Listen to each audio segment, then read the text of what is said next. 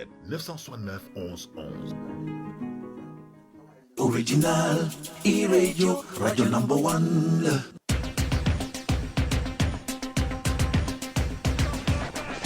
e-transport yoonu jàmm seen émission bi ñu jagleel dem beeg dikk bi ci rajo dina dalal gaawo gi Mouhamadou Lamine Diop bu AFTU bokk ci GIE Caaroy Yëmbal yor itam communication bu jàppoo defaraat transport ñu war a waxtaanee jafe-jafe yu opérateurs yi di am waaye itam seen diggante ak ñii di jëfandikoo transport yooyu le waxtaan bi samedi bi lay doon fukki waxtu jàpp fukki waxtu ak benn ci e-rajo ngeen ciy ànd ak Ousmane Monique Sagna ak consultant Ibrahima Ndongo ngeen bàyyi xel ne pàcc bu njëkk bi 9h30 lay démarrer ñu ubbil antenne bi auditeurs yi ñu samp seeni laaj Ibrahima Ndongo indi ci ay leeral e-transport yoonu jàmm samedi bii la ngir bokk ci émission bi da ngay woote ci 88 628 38 38 88 628 38 38 e-transport yoonu jàmm ëttu dem bi ak dikk bi fii ci Sénégal.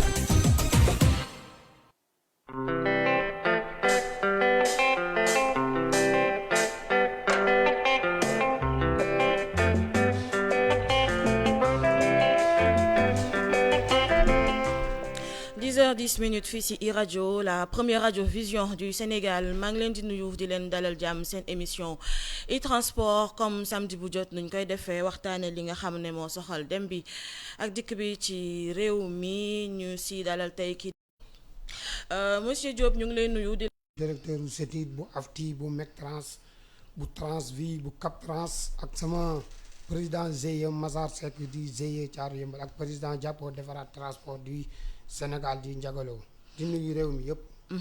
donc émission bi nii lay tëddee yéen auditeurs yi mën ngeen woote ci 88 628 38 38 88 628 38 38 je pense que ñëwoon nga fi déjà ñu waxtaanee li nga xam ne mooy seen liggéey mais dañ nga toftal ci sa présentation li nga xam ne mooy chargé communication jàppoo defaraat transport mën nañu xam association boobu lan moo ko tax a jóg. waaw wan mu néew du nuyoowaat rek di wax ni jàppoo defaraat transport du Sénégal parce que boo déggee ñun la defaraat kon loolu lu yàqu la ñuy defaraat te ñun dañoo nekk ci biir AFTI nekk benn association financement transport urbain ñu dem ba ci biir ñu ami jafe-jafe yi nag ñu ngi ko doon dund léegi bi mbas mi ñëwee doggali ñu ci loolu la ñu xool ñun ay ndaw yu nekk ci biir AFTI nekk opérateur yàlla def ñu xaw a néew doole mën naa ne dañoo nekk intermédiaire ci entre travailleurs yi ak patronat bi ndax ñun dañuy yor suñu oto di dawal mais ay opérateur lañ ci loolu lañ wax lañ gis liggéey bi yàqu-yàqu yi bari ci transport ñun léegi nañ taxawal benn mouvement boole suñu doole di yëkkateendoo di dóorandoo pour defaraat suñu liggéey ak lépp loo xam ne ci transport yamul ci Ndakaaru yëpp mais Sénégal yëpp waaw. donc mouvement bi mouvement association la wala mouvement syndical la. non maanaam jàppoo benn mouvement bu nekk ci biir AFTI la. waaw AFTI association la ci biir AFTI ñi ci bokkagum ñëpp dañoo am seeni oto ci AFTI nekk ay opérateur xool ni liggéey bi mi ngi yàqu xool ni ñoom seen liggéey mi ngi tagga témbe mënuñoo amuñu pexe ñu ni léegi nañu boolee suñu doole di yëkkateendoo di dóorandoo am fu ñuy dajalee suñuy problème di ci waxtaan di ci dox ay tànk jàmm lépp lu ñu war ñu def ko pour que liggéey bi tegu ci yoon moo tax du jàppoo. donc ñi nga xam ne ñooy opérateur maanaam ñi yore seen ay bus moom seen ay bus bokk ci AFTU booloo également ci ay GIE ñoom la ñuy retrouver ci association bi di jàppoo defaraat transport. waaw d'accord yan jafe-jafe moo leen motiver ba ngeen créer lii di association bi. jafe-jafe yu ñu motiver parce que boo xoolee njëkkoon nañ koo am à partir de année 2017. ma waxtaan noonu ci ak yenn ndaw yu nekk ci biir AFTI jamono jooju liñ doon kaas moo doon oto yu cher maanaam train du cher lañ boobu lañ doon kaas parce que boobu dañ gisoon ñu wàccee ay oto bi ñu wàccee oto yi njëkk a wàcc. jege seen micro bi tuuti. oto yi nga xam ni ñu ngi ko njëkk a wàccee. ci AFTI boobu prix bi mu ngi doon yem 21 706 francs TTC. waaw léegi ñu indiwaatal ñu King Long yi ñu bari dañoo échec bu doon 100 King Long la 50 yëpp dañoo échec ñu indiwaatal ñu ay Marco Polo yu gudd yi bi ñu andee Marco Polo yi nag ñu jox ñii yu gudd jox ñii ñu gàtt ba pare yu gudd yeeg yu gàtt yi ñu yem prix. waaw yii mën a nekk par exemple yi nga xam ne 22 places assises la am. ak yi nga xam ne am na 27 ba 30. yu guddi ak yu gàtt yi ñu yem même prix léegi ñun man toog ba ci yàgg ma xool ma ni mais ñun lii nan la mën a nekkee pourquoi ça oto yi yëpp yam prix te tolloowuñu ndax ñi nga xam ne amoon nañu gàtt yooyu li tax liñ gën a mobiliser ñi nga xamoon ne amoon nañ ko bu dee 10 personnes ne woon 8 yëpp dañoo échec parce que mënuñoo dem parce que seen traite bi dafa ëpp. ñaata millions la woon. yooyu boo fayee minimum dina weesu 40 millions. ci ñaata place. 22 places assises la. assise 22 places boo taxawal munoo dem ba taxawal plus de 40 personnes par rapport ak polo yu gàtt yooyu noonu lu tax ñu jox ñu ko diñ ko joxee comme prix polo loolu daal moo ñu xawoon a jaaxal xaw ñoo metti ba pare ñu gis ñu ko joxoon ñu bari dañoo échec. waaw soo nekkee maanaam boo dëkkee nit gis këram di lakk. bi mu amee dafa tombeek ñu ñëw ba ci élection 2000 kii nu mu tudd 19 yi présidentielle di ñëw yàlla def bi mu weesoo am benn groupe bu ubbi nag bu tudd Aftizen boo xam ni transporteur yëpp a ngi ci. waaw fekk ñun amoon nañ idée boobu bu yàgg bi ñu demee ba ci biir ñu xool ñii li ñuy dox ak li ñuy dox dafa xaw a wuute mooy déggante wuñu ñun liñ tax a dox ñun liñ tax a jóg mooy injustice mu jeex ci afti injustice ñëpp gis seen bopp ki am téeméeri oto ak ki am benn oto ñu yam même droit parce que ñoom ñëpp ñoo bokk li nga xam ni moom la ñuy cotiser. li ñuy cotiser ci Cap-Trans gi ñu bokk ñoo ko yam kenn ëppale wu fi kenn te dañoo gis ni. mais oto yi ñoo leen ëppale oto. même ëppante ngeen oto. ëppante nañ oto téeméeri. ñii dañoo am flotte ñii yaruñu flotte. ñii am nañ flotte ñii amuñu flotte. mais agrément moo ñu boole.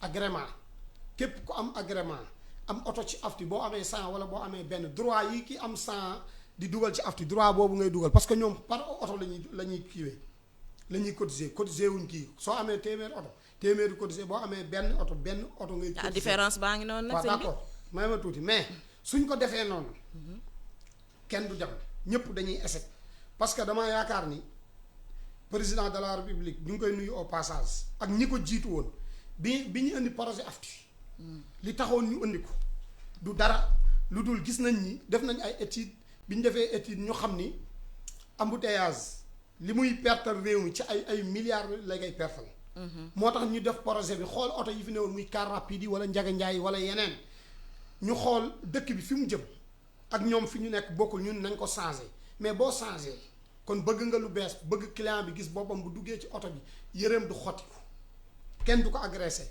tànkam du ci dagg muy dem ci jàmm ñëw ci jàmm foo xam ne doon na fa oto bi doon na ko daw 1 heure de temps mu koy daw benn 30 minutes loolu lañ bëggoon. mais nag boo ko bëggee nga ñëw fekk Lamine Diop mu yor benn super wala keneen di ko dawal di ci am benn 17000 wala 20000 nga ñëw daan ni ko jox ma sa super nga jox ko bu njëkk bi ñi njëkk a jox dañ leen doon jox 800000 maanaam yow boo dugalee sa oto xam nga day am 3 mois wala 4 mois yoo xam ne du daw su dee benn oto nga yor te ci nga doon dund ñu jox la benn 800000 ngay dépensé ñu dem ba ci biir ñu arrêté loolu ñu doon jëlee sa oto 2,5 millions ñu dem ba ci biir ñu koy jëlee 700000 francs am na ñoo xam ne zéro lañ jëlee seen oto yaa ngi dégg ba pare ñu laaj la 1,5 million léegi ki nga xam ne am na oto dañuy changé jaayuñu de dañuy changé le changement la ñu wax am na ñoo xam ne am nañ oto bu ne seen tur mais xam nga ban problème la ñu am yoruñu 100 francs bu ñu lekk bay am 1,5 million bu ñu dugal kooku boo jëlee otoom jëlee ko 0 francs laaj ko 1,5 million plus assurance bi muy fay 700,000 wala nangam loolu moo leen sonal moo tax nga gis changement bi ñu ko tàmbalee ba léegi day oto yi super day mel ni doomu jinne ci biir dëkk bi parce que day gën a bari lu waral loolu lan moo waral oto yi nga gis léegi mu gën a bari yaa ngi changement yi baa ngi bari oto yaa ngi gën a bari ba état bi dem indiwaat yeneen projet comme BRT comme TER comme leneen parce que jàpp na ni li mu doon fajuwul yaa ngi dégg état bi li mu bëggoon a faj ci transport bi fajuwul léegi nag ñun fan la sooxee ci état bi la wala ci yéen parce que état bi toog na accompagner leen à travers cette étude ngeen def lii di AFTU ci biir AFTU yi ngeen amaat beneen façon organisation maanaam da ngeen di regrouper wu en GIE kon échec bi fan lañ ko mën a mesurer à travers yéen ci seen organisation wala à travers état bi. échec bi dañ koy partager état bi. diggante yéen ak état ñun ak état ñu ngi koy sant di ko gërëm ci côté mooy jël na financement bu doy jox ko AFTI. état def na li mu war a def foofu. waaw dañ koy nangu ñun mais ñi AFTI ñi ñu ko jox. à partir ñu commencé ko ci CETUD mi nga xam ni moom lañ conseil exécutif du transport urbain moom lañ dénk transport Dakar bii mu war ñoo superviser xool li xew ak GIE yi maanaam biñ ko commencement bi projet bi ni ñu ko tëggee ci taxi yi bu ñu ko respecté du am problème mais taxi yi dañ ko bafoué teg ko fa la di def lu leen neex GIE yëpp a am problème. ñan ñoo ko bafoué. ñi ko yor. ñi ko yor mooy ñan. waaw ñi yor maanaam ñi yor projet bi ci boppam ñi ñu ko dénk ñu yor ko ñu ngi may dégg. AFTU moo ko yor. AFTU moo yor projet bi. AFTU bi nga bokk. AFTU bi nga xam ne ci laa bokk. moo respecté wul taxi. loolu laa gis quoi parce que xam nga lu tax. AFTU association financement transport urbain la am 14 GIE GIE groupement intérêt économique GIE yi ñi nga xam ne ñoom lañ dénk GIE bi am na ci ñoo xam ne nag macha allah dañuy bañ comme ñun amuñu problème mais am na ci ñoo xam ne lu leen neex la ñuy def bii bukki bii njuut bii sàmm bii ki ndeyam dee ni ñuy séddalee oto yi ñu ci baree bari jaarul yoon. ligne yi ni ñu koy defee jaarul yoon dafa am ligne yoo ci xam ni par exemple ni ma la ko mën a misaale. su dee yow président nga wala vice président wala secrétaire général wala nga bokk ci bureau bi. sa oto bu génnee mën nañ ko yóbbu ci ligne boo xam ne du am benn problème day fay traite normal mais su nekkee yow waxkatu dëgg nga wala bañkan nga wala dañ laa jox ngir ñàkk pexe dañ la yóbbu ci ligne boo xam ne balaa 5 ans ma 3 ans boo ko dawee dootoo mën a dem sa oto dañ koy nangu. wala nga jaay li ngay wax xaw na yéeme torop donc dinañ ñëwaat ci point boobu nga soulever bu fekkee dañ leen organiser pour que yéen seen biir ngeen service de transport bu mucc ayib ak te choix wu ligne yi dafa am nu muy demee loolu dinañ ci ñëwaat Ibrahima Ndongo Mamadou Lamine Diop dafa bokk ci kuréel bu tudd jàppoo defaraat transport mu nekk organisation sur organisation puisque AFTU moo fi njëkk nekk AFTU ci biir AFTU mu am beneen façon d'organisation mu nekk ay GIE ñoom ñu defaat association tuddee ko jàppoo defaraat transport est-ce que y a un problème par rapport ak organisation bi nga xamante ne mooy AFTU. mais je dois dire que problème amul ci diggante AFTU parce que AFTU ba léegi mooy dox. ñoom ñi sekk AFTU je veux dire. non je veux dire que AFTU moo nekk benn entité. bu ñu reconnaître buy dox. AFTU moo fi nekk ñoom oto yi ñu yor AFTU moo fa nekk. fi nekk ni ci mode de fonctionnement bi nga xamante ni ak critères yi nga xamante ni de performance yi nga xamante ni moom la fa AFTU yi doxee ci la ñuy dox donc fekkante ci biir nag dafa am ay GIE 14 GIE ñoo ko composé. GIE kon comme ni ñuy wax ba kii président Mbaye Amar wax na ko fii un jour maa ngi koy nuyu ci au passage GIE AFTU bu bëccëgee oto yi daw AFTU la bu guddi jotee nag oto bu nekk sa gétt ngay ñibbi. loolu moo nekk donc.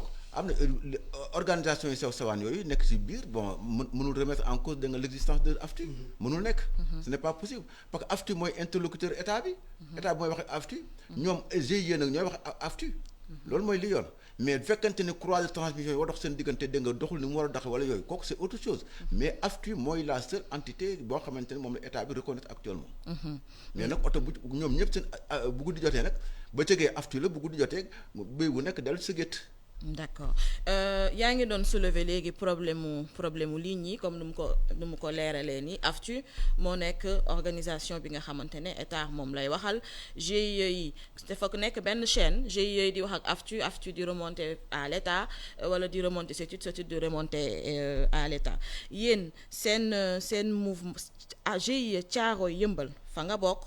je pense que mooy fi nga xam ne say oto fa la ñu bootu yaa ngi doon soulever léegi choix wu ligne yi maanaam nu ñuy waxee oto bi ligne maanaam direction bi lay daw day jóge Parcelles peut-être dem Petersen et tout bu ñu jëlee GIE Thiaroye Yeumbeul est-ce que da ngeen am ay lignes spécifiques maanaam ay lignes yi nga xam ne GIE bii rek lañ ko jagleel wala loolu amul. bien sûr AFTU bi muy tàmbali dafa am GIE bu ne dañ la doon jox am ligne yoo xam ne yow yaa koy gérer CETUD moo lay jox ligne. mais léegi ligne commun mooy am maanaam da ngay boole ñaari GIE wala ñetti GIE nga mais dana am GIE boo ko dénk. d'accord mu yor ligne bi. mais ligne yi da ci am ligne yoo xam ne dañuy liggéey à perte dañuy perte. comme yan déficitaire.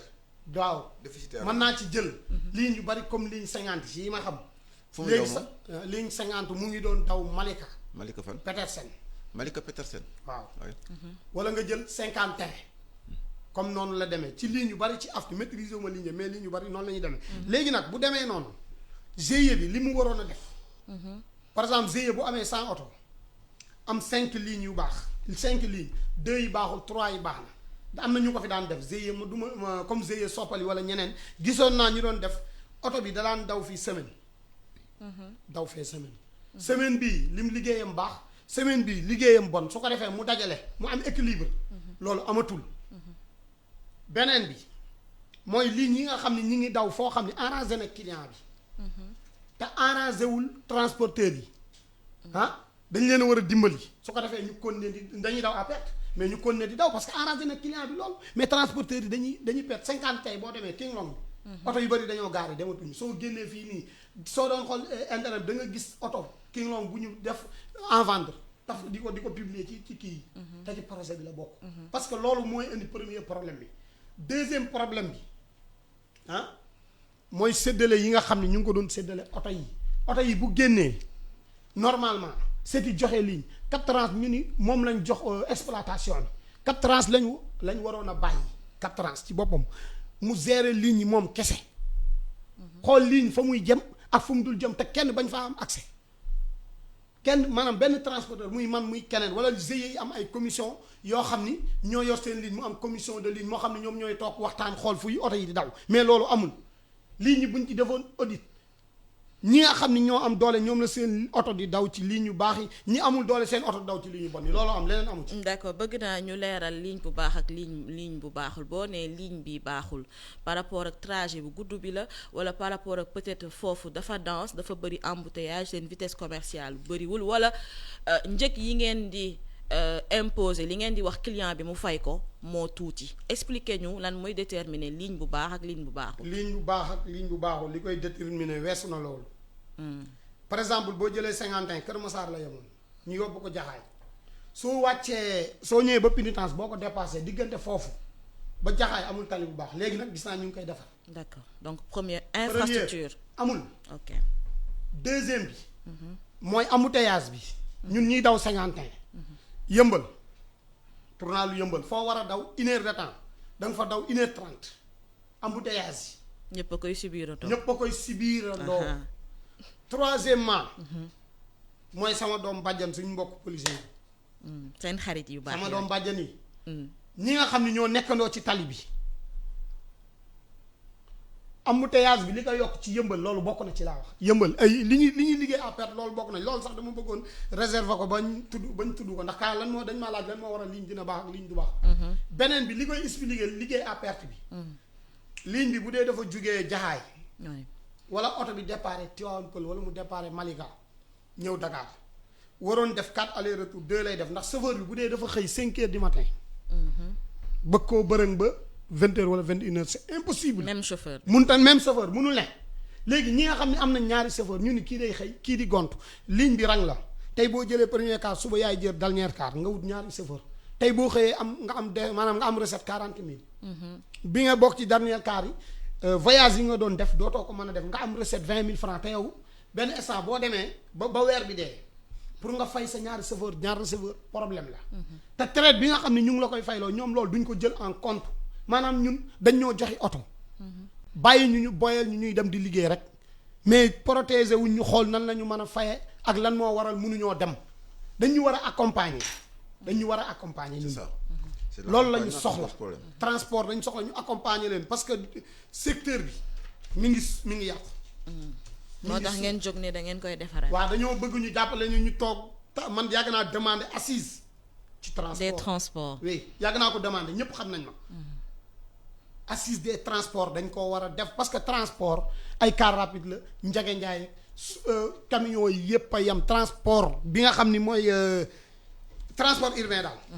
dafa yàq te fii la ci Thiès région yu bari noonu la. ok assises yi moom dafa nekk loo xam ne national la nekk day large mais dinañ ñëw balaa ñu yegg ci assises yi yéen yan jéego ngeen war a def pour saafara d'abord seen jàngoro si seen GIE Ibrahima Ndongo choix wu ligne bi dilemme bi am entre fi nga xam ne peut-être nit ñi. dañ fay yeewoo mu am ay gox-goxaan sànq mu ngi tudd ni bii Kër Massar la doon dem yéegi day dem ba Jaxaay parce que Jaxaay dafa am ay nit yu fa yeewoo bu ñu xëyee am nañ fu ñu war a jëm am nañu ay soxla mu amaat beneen problème bi nga xamante ne mooy vitesse commerciale bi par rapport ak embouteillage yi ak tracasserie bi nga xam ne dafay impacter sur la vitesse commerciale naka la ñu mën a def pour mën a allier satisfaire la demande de transport mais aussi ñi nga xam ne ñoo yëngu ci transport ñu gis ci seen bopp.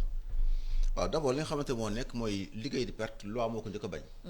loi moo ni kenn amul droit di liggéey di perte. surtout bu nekkee initiative privée comme Senios. deuxième chose ñoom joxuñu leen subvention ci ñiy jënd bus yi joxuñu leen ko ay hors taxe dañ ko jënd en TTC. donc troisième point mooy transport urbain ci àdduna bi yëpp pays organisé yëpp da nga ne état bi moo koy subventionné ndax c'est déficitaire comme ni mu ko waxee nii dafa am li ñoo xamante ne bu fekkente ne ñoo bàyyi nit ku muy tànnal boppam donc du ko dawal boppam jamais mu daw ko parce que xam nañ fii daf otom dafa fay yàqu ou bien sama du fa am recette te nag nit ku nekk koy dugg sa xaalis fenn da nga bëgg am ci koom. donc ça c'est des revendications qui sont légitimes tant si bien que man li ma foog moo di ni loolu état bi bu leen ko imposer da ngeen daw foo xamante ni fii amu leen fa bénéfice c'est parce que aussi dafa bëgg satisfaire la demande des populations. population yi donc mais boo bëggee def loolu te ñooñu ñi fa nekk da nga tamit ñu koy liggéey da nga duñ ci gis seen bopp mais yaa war a indi ay mesures d'accompagnement comme ni nga ko waxee état bi moo war a foofu loolu yëpp def ko du cas par cas. ñi nga xamante ni bu fekkee mën ñu généraliser accompagnement bi ñu def ko du cas par cas d'autant plus que du fekkente ni yaa ngi daw ci ligne déficitaire ñu limiter ce nombre de passagers mais encore ça devient plus grave.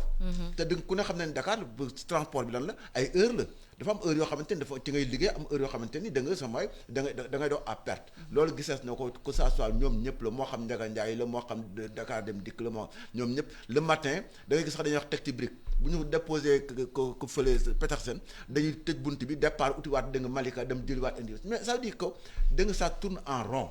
affaire bi dafa laaj ko ni ñu ko waxee nii ñu xool kenn ku ci nekk li nga xamante mooy ses responsabilités apport bi nga xamante parce que transport c'est une nécessité il faut que ñu may état bi may nit ku nekk boo bëggee jóg nga mën a jóg dem sa choix nga am mode de transport bi nga bëgg ci njëg gi nga bëggee.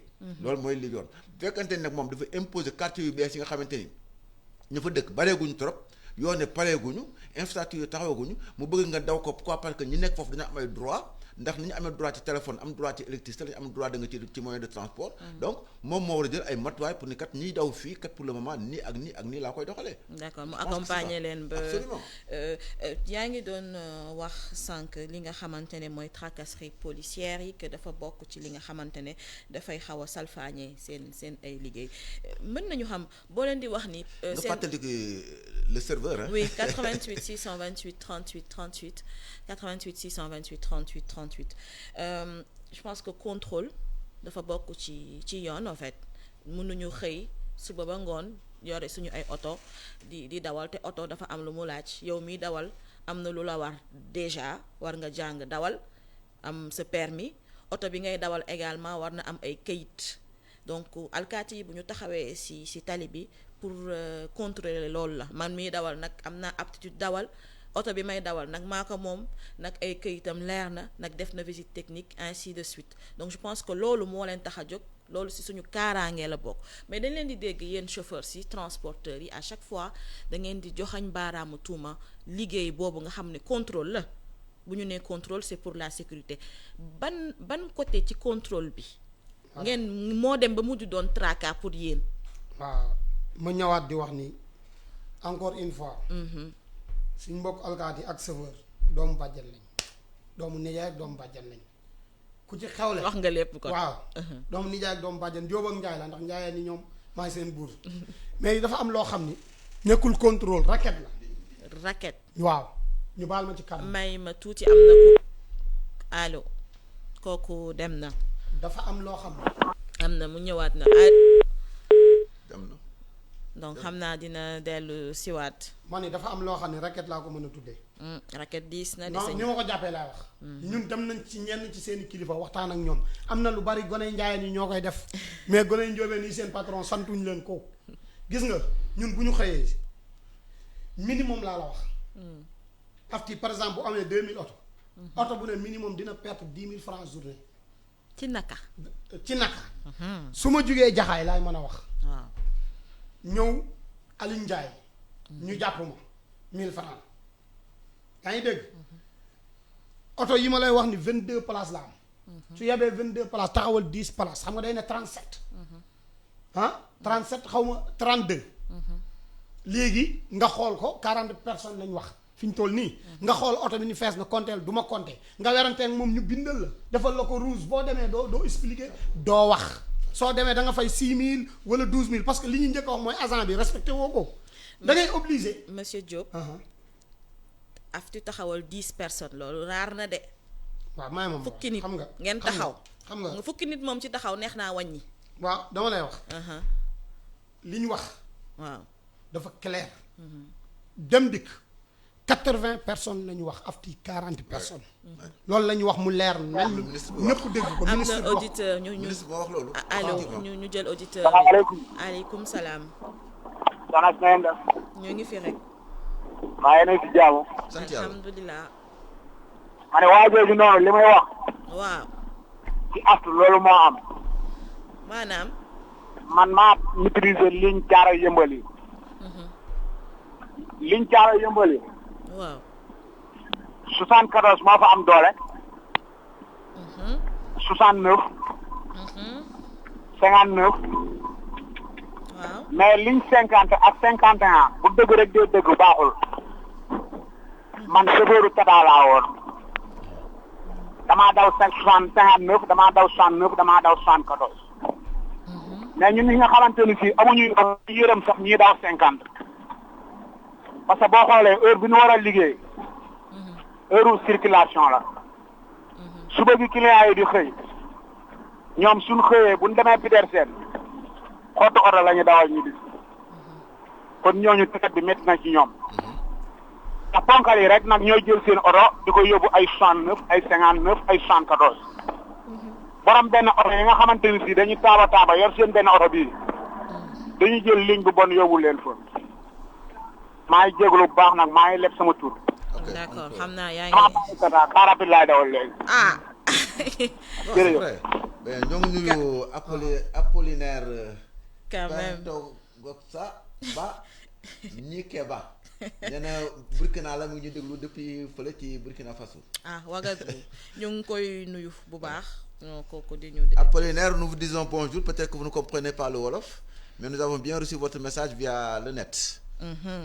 Apollinaire d'accord donc yaa ngi doon wax kii dafa ñëw nee na dafay dëggal li nga wax par rapport ak choix lignes yi man ñu muy woowee borom doole yi ci aftu bëggoon naa xam bon ñu woote au moins expliquer ñi ngeen di wax bon loolu dinañ ci. mais loolu perception la dinañ ci voilà mais xam nga parce que perception bu ñuy wax ci rajo aussi dafa loolu dafa rëy quoi. bu ñu demee ba ñu ne nit ki dafay gise ni. lii la nuru lii la saamandaay.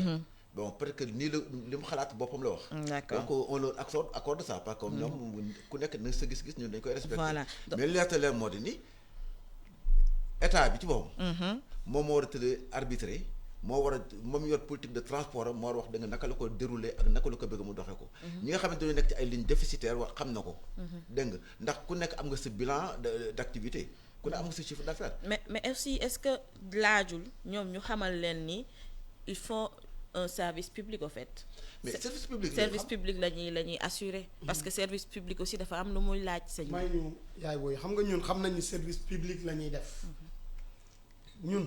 dañoo bëgg suñu réew naw suñu réew gëm suñu réew bu ñu ko bëggul woon nawuñu ko gëmuñu ko kon bàyyi nañ transport yàlla seede na ko ministre bi fi jógee maître yu taxaw na ci plateau wax ne transport ci boppam te ñoom seen étude la dañuy liggéey à perte kon xam nañ ko ñun su ma dee transporteur dëkk ci koñ wala nga defoon micro-trottoir laaj chauffeur yi wala receveur yi wala régulateur yi wala chef de ligne yi da nga ci gis ay maîtrisards ñoo xam ni am nañ bac plus 8 nii bac plus 5 nekk ay intellectuels yu mag jàng ba bëgg dee yàlla deful ñu am foofu liggéey ñu ñëw ci afti ñu orienté leen ñuy liggéey ak ñoo xam ne nekkoon nañ ci armée bi dem ba retraité ñëwaat ñu jëlaat leen ñuy liggéey ci biir afti lépp a fi ne te loolu lépp ci suñ kaw lay tegu ñun nag li ma gën a metti sax boo gisee ma jug di kaas bokk nag suñ problème mais problème mu travailleurs yi barke alxuraan man ñu bari dañ naan employé la parce que ñun ay nit lañ ci réew mi la ñu bokk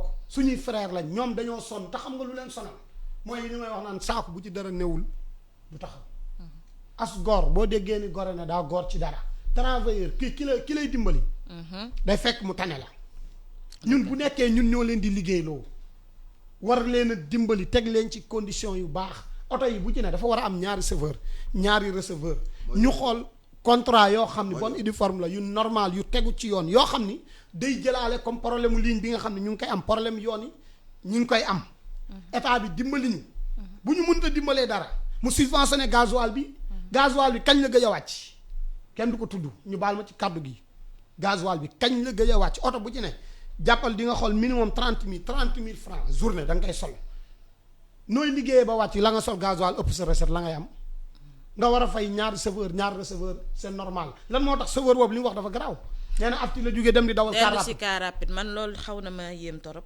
revirement waaw boobu te dañ doon jóge ci rapide di ñëw ci am na ñu dem ci taxi am na ñu dem bay dañoo sonn dañoo taay ñoom mënatuñu dañoo sonn ndax ku lay dimbali da lay tane ñun tane wuñu leen état bi la ñuy ñaan mu xoolaat projet afti mu xoolaat ko parce que am ndaa toj ndaa taxul a bari ndaa am na auditeur bu nekk si.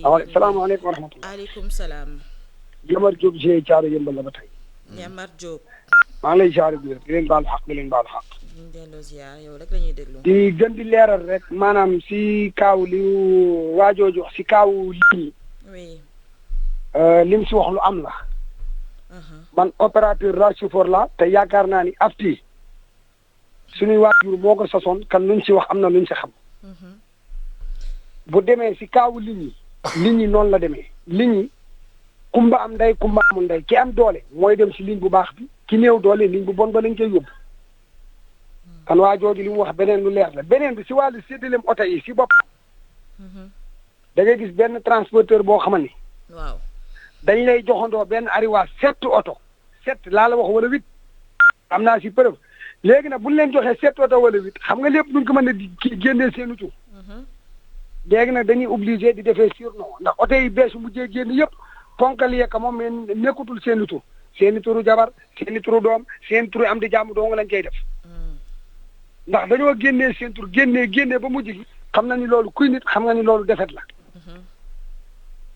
léegi nag dañuy obligé di jël oto yi di ko def ki beneen tur te pourtant am na ñu fi nekk 5 ans 6 ans yoo xam ne ba léegi seen oto ñu ngi gaari mënuñu kaa dugal est-ce que loolu social la doy na waar loolu du ndimbal du social te loolu dafa am te jeu yëpp la am tey jii damay bañ a tudd tur mais mën naa laa citer ay ponkal yoo xam ne 7 oto yow lañ leen doxandoo si benn arrivage ba pare jël leen dugal leen ligne bu baax léegi oto yi génn yëpp di la xool nekkutul seen i tur ñaka moom de surnom lañ ko defee mën naa laa limal oto yi bare boo leen doon dugg kii boo leen yoroon seen micro ngeen dugg si transporteur si biir apti li fi nekk injustice bi ñuy wax si apti la gën a garaawee d'accord loolu diil bi si apti la gën a garaawee il faut ñu waxata dee ndax nit ki li ngay dund soo ko waxul ki la war a fajal du ko xam dëgg la ndax nit ki li ngay dund sa xol la gis nga nit a ngi jekki-jekki am crise cardiaque dee fekk dafa am lu ko métti si xolam te mënu kaa wax xëy na cardiaque boobu moo ko jàpp ba tax mu jóge fa génn àdduna man nag lu nekk si man su ma yàlla mayee fu ma ko waxee dama koy waxee mais loolu moo am si apti oto yi kumba am ndey kumba amul ndey li ñuy kumba am ndey kumba amul ndey kii yokk day gën di yokk ci gën di dellu gannaaw di gën di dellu gannaaw am na ñoo xam ne 2006 lañ bindu ba léegi amuñu oto am na ñu bind 2008 benn oto lañ leen joxagum am na ñoo xam ne ba léegi ni mos ñoo ñam tataa te kii am ay 30 oto 40 oto di génne dañuy génne ba mujj ko oto yi dañ koy jaay yow léegi da ngay gis ku génne oto bu bees dawal ko 3 mois jaayaat ko te pourtant ka toogoon bëgg a mën taam te loolu moo bëri apti d'accord en tout cas daal apti daal li ma si bëgg a xam ñun de fi la ñu bokk ñun nag doo xaawi sa sutura waaye sa kër bu dee lakk sàppal ñëw fayal la ko ñëwaat fayal la ko boo léegi balaa lakk da ngay dem sa ka ngay fay ngeen ko lii moo koy lakk li koy lakk nag buñ ko waxul sàppal bu ñëwee doo xam fu mu jaar ba fay ko. jërëjëf Yamar Diop fi nga daanal fi nga yem noonu foofu sax laay rebondir ci monsieur Diop. parce que y a un autre auditeur allô.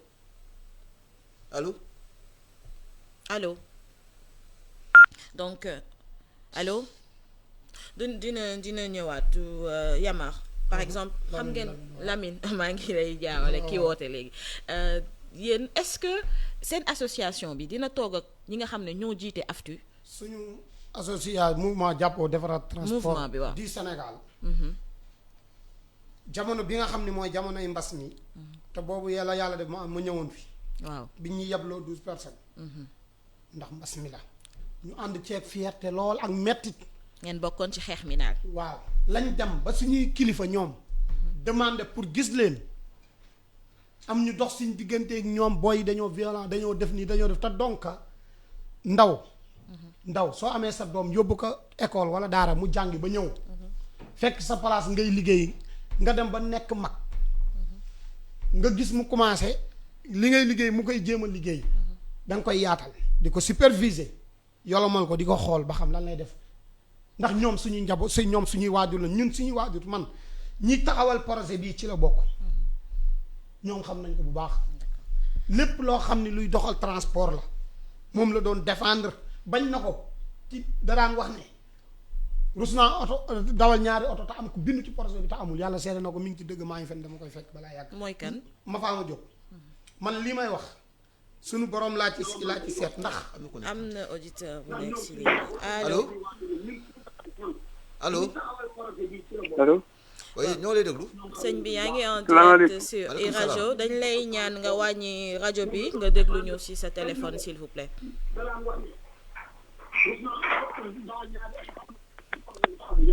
jërëjëf allo waaw moom dina ñëwaat yaa ngi doon wax par rapport ak yéen parce que seen mouvement bi yéen ay ndaw lañu ay ndaw ngeen. am nay mag. parce que suñu leen déggee dafa mel ni benn mouvement bu jeune la bu nekk ci AFTU bëgg ñëw titiller un petit peu les aînés. duy jeune de xoolal mouvement bi. am na mag am na ndaw am na góor am na jigéen loolooy complet. sëñ Babacar danaa wax ni mbooloo boo gisee mboolooy xale kese du dem. mboolooy mag yi kese du dem waaye mbooloo moo xam ne ay mag ñoo ci ne ay sage laa wax ak i ndaw ñu ànd ca kaw ca kanam la jëm. dara taxu ñoo jóg xuloowuñu xeexuñu xam nga lan moo ñu tax a jóg injustice jeex bii bukki bii njuut bii sàmba bii ki ndey dee jeex ci AFTU lañ bëgg ñëpp gis seen bopp. salaamaaleykum. maaleykum salaam. sama maa ngi lay nuyu Ibrahima Ndongo man na tonton Fall jam ñaajo. ñu ngi lay fay tonton Fall. le moniteur le grand moniteur. waaw mani. oui. naam. dama bëggoon apporter témoignage rek sur les tracasseries policières. oui. Bon, donc des expériences que j'ai personnellement vécues. ñu ngi lay déglu rek tonton Fall. waaw dëkk na mës naa dëkk ak 6 policiers. kenn ki c'était le chauffeur du commissaire. kenn ki secrétaire la woon au commissariat. mais les 4 étaient dans en circulation. waaw. dañ may laaj ma leb xaalis naan ma bés sànga may monter circulation su ma wàccee fay la. bon vivre naa ko. ñoom ku ci monter circulation booy wàcc. mbuusu fukki day wàccaale. y a des fruits y a des articles d'épicerie. afra lu nekk. ku ciy wàcc moom macha allah. dañuy andi sëri ci rek. bon mës naa jógee di dem Saint-Louis. jógee Ndande ba jub Kébémer. crépuscule bi agsi noonu gis naa gars yi nañ ma leen may daw normal mais bi ma agsee gendarme yi ñoo ma jàpp. waaw xam naa montage bi foofu. taxawal bi may laata wax di excuser wala yooyu defuma dara sax mais waa ji dafa ne ma amaguma xar fekk na tabaski bi des na lu mat 4 jours. mun la amagul xar. mais waa ji dama ko jéppi boo nga xam ne dama génn 2000 rek jox ko parce que ko nga xam ne yow yaa ngi xalaat am xaru tabaski te wékk ko ci circulation. et puis nekk salarié. vraiment doy na waar encore. waaw. nekk salarié mës na am benn accident bu daan nekk sorti Kaolack soo jógee Casamance ngay ñëw booy génn Kaolack accident boobu ñu ngi ko tuddee woon accident sama téeméer. sama téeméer la tuddoon. accident sama téeméer soo ñëwee daf naan la bu ma wan kayit soxlawu ma gis kayit sama téeméer laa soxla soo ko joxee téeméer mun la yaakaar sa bopp. donc affaire tracasserie policière. réalité la. moom lu réalité la te li ma lay wax nii am na ci loo nga xam ni ça fait plus de 30 ans te ba léegi mi ngi am nga chauffeur yaa ngi koy jooy kon secteur boobu war nañ ko assainir gars yi yàq seen salaire yi ku bëgg plus que ton salaire nga def concours accéder à un grade supérieur wala nga démissionner police dem seeti lu gën a consistant mais réalité la les chauffeurs là ne peuvent pas endurer un tel supplice moo tax waa ji di wax raquette te effectivement loolu dëgg la merci beaucoup. jërëjëf monsieur Fall depuis Diamniadio. mi ngi dem te dafa am lu ma bëggoon a leeral tuuti. mooy lan dama koy résumer parce que xam naa ni suñ jëloon 24 heures ñu lay wax problème yi solution yi problème yi ak solution yi parce que ñun duñu wax problème dong yam ci dañuy wax problème indi solution yoo xam ni buñ ñu dégloo ñëpp dañ ci gis seen bopp ñu jël kii xam naa mu ngi woon ci ligne bi lu yàgg allo oui salaamaaleykum waaleykum salaam soxna si na def ñu ngi fi rek yaa ngi ci jàmm alhamdulilah alhamdulilah man de afti laa bokk bëggoon a participer tuuti seen émission boobu yaa ngi en direct parce que gars yi na naan ku ma am ndey ku ma amul ndey bii bukki bii njur bii sàmba waaw mais loolu mën na nekk mais bu fekkee ni gars yi séddale oto yi yow man awma oto ndax lañ ma joxe oto bu bees ah waaw mais man kon donc dafa am loo xam ni gis nga ak yooyu noonu ñoom ñuy wax nana am ay car rapide il faut gars yi changer leen ko changement la ñuy wax ku bëgg oto da ngay dem jëndi oto ñëw ñu changer la yaa ngi dégg afti avant muy taxaw ñun amuñu kër ñu dëkk amuñu oto ñuy dawal bi mu taxee ba léegi nag am nañu ay kër ñu dëkk ñu moomal ko suñu bopp am ay oto yu ñuy dawal yoo xam ni leer na ma ni mënoon ngaa liggéey nekk fonction publique ba retraité te doo ko am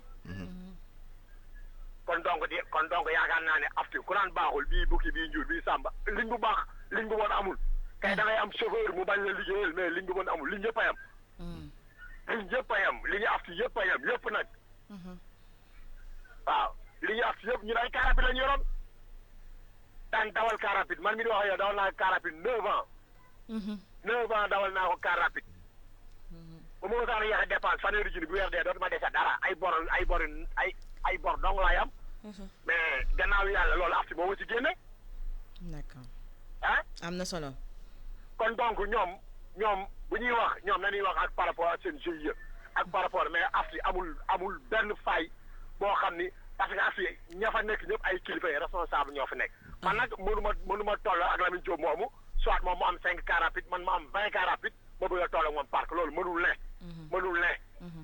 nekk te oto yi yooyu mu naan bii fi day daw fii bii day daw bi xoolal li ñu afti bu bon gisuma ko kay xanaa da nga naan damaa am chauffeur bu bon wala soit leneen ak leneen moo te nekk mais liñ bu bon amul afti encore une fois liñ bu bon amul afti ku ci am sa chauffeur boo am na nooy waxtaan ak moom noo xam dina ne liggéey te di nga fay ter bi te doyo man na wax dëgg yàlla afti jox na ma ñeenti oto juróom sax ma jël benn mayee waaye yàlla mi ngi xam ne yàlla ak may dimbali di ma suturaal yan liñ nga yoroon yow yan liñ nga yoroon man maa ngi bokk avenir du Sénégal non ban ligne ñi nga doon daw man parce que am naa ñett am naa benn case am nga am naa ñaar 46 ak benn 53 waaw yeneen lignes yi am naa fa ñeenti oto mais yëpp a nga dox daal yëpp a nga am dox di am bénéfice yëpp a ngi dox di am benn non man awma ñaari équipage ok kii xëy muy gont 20 jours noppal 10 jours d'accord man damay joxe ration chaque jour am naa boo xam ne chaque jour boobu junni lay jël ration junni lijjantiwu ma ko sax ak oto yàlla xam na ko ration bi mooy lan mooy repas bi ñu leen jox añ ak reeram chaque jour junni lay jël mais moom ak receveur bi ñoo ko bokk googu ngeen laaj ko ma jox leen numéro bi ngeen laaj ko waaw moom ak gis nga fii àdduna lu parfait amul fenn lu parfait amul fenn man bu ma nekkoon président GIE wala may jox kenn damay jox sama bopp d'abord man ba pare bu fekkee ne am naa oto mais yow amoo oto bëgg jox la oto mais loolu mënul nekk d'accord mais bu ñu nee GIE rek groupement d'intérêt kii la économique dañu war a jàppalante ñu xool ñi nga xam da nga war a jógee point A mën a dem point B waaw d'accord gis nga GIE bi amul kenn ku muy jàppale GIE bi amul kenn ku muy jëndal oto nan la am dama la jëndal oto bi dugalal la ko nga daw fay kooku GIE bi amul benn GIE dans les 14 GIE yëpp amul benn boo ko ciy def d'accord amul benn boo ko ciy def waaw te boo ci bëggee bokk it le GIE bu di tënku rek ngay tënku d'accord nga jàppoo ànd liggéey boobu waaw xëy na peut-être ñoom seen choix la baax na ci ñoom ñu ciy gis mais ñoom mënuñoo dogal dara ci transport bi pourtant seen ay ñooñu transporteur la ñu bu ñu defaree bu ñu gisee ni am na fu suuxee bu ñu ko defaree bu baaxee baaxal leen baaxal yéen ñëpp non xoolal du ñoom ñoo koy defar ñoom mënuñu koo defar parce que xam nga ñoom mënuñu koo defar waaw parce que la mu li muy bëgg ak man li may bëgg bokkul bokkoo leen ay intérêt waaw bokkuñu te ngeen nekk même ay transporteur bokk ci même kuréel bu ñuy woowee aftu te bokkoo leen intérêt loolu nu mu mën a nekkee xoolal xam nga lii problème xam nga afti dafa am moment lu muy doxee yow boo ñëwee nga ni tey ba ma bëgg a bokk afti nan naan la ban GIE nga bokk nga ni caari yëmbal ñun la dama ngi ni seen carte de membre. d'accord. wala nga ni naya ba ñu ne damay indi président naya ba jaale carte nga ñëw dugg. bindu. waaw. maa ngi jégalu xam naa kooku dem na ah. maa ngi bëgg a ñëw tuuti résumé ci li mu wax rek après am na lu mu xaw a yàq mooy problème bees boo amul ku la jàppale da ngay échec.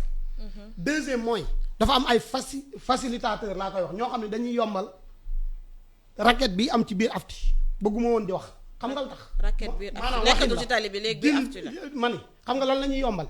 yow boo ñëwee man ma nekk xaritu président GIE wala ma nekk booyam damay am pour ma am oto day yomb lool par rapport ak kële lii rek dafa wane ñaar li tax mu ni bokkuñ vision bokk gëm-gëm man ñun dañu choisir gañ suñu kii dignement xam nga mooy lan duñ dem ci benn président GIE wala jege paa yi di leen wax loo xam ne nekkul pour que ñun ñuy am ñeneen ñi ci ginnaaw du am billaahi lii may wax su nekkee ni sama intérêt personnel la yàlla bu ma ci am dara su nekkee intérêt commun yàlla na jàll dafa am ñu ne ci biir afti ñoo xam ne dañuy jege kilifa afti yi di leen dugal ci ay erreur mooy lan 100 transporteur la 5 yi ñooy gis seen bopp am na ñeen ñaar ñoo xam ne man maa def facilitateur pour mu yomb pour oto yi may am nu mu fay demee ñun duñu ngaaga xam nañ li xew loolu da dul waxu rajo problème interne mais di li ngay wax ci biir afti bii bukki bii njuut bi sàmm gi ñu wax am na ñenn ñu mel ni ñoom ñoo xam ne ñoo koy yombal laa wax pour ñeneen ñi yombal ñuy jaay oto yi wala nga joxe xaaj ñu jox la oto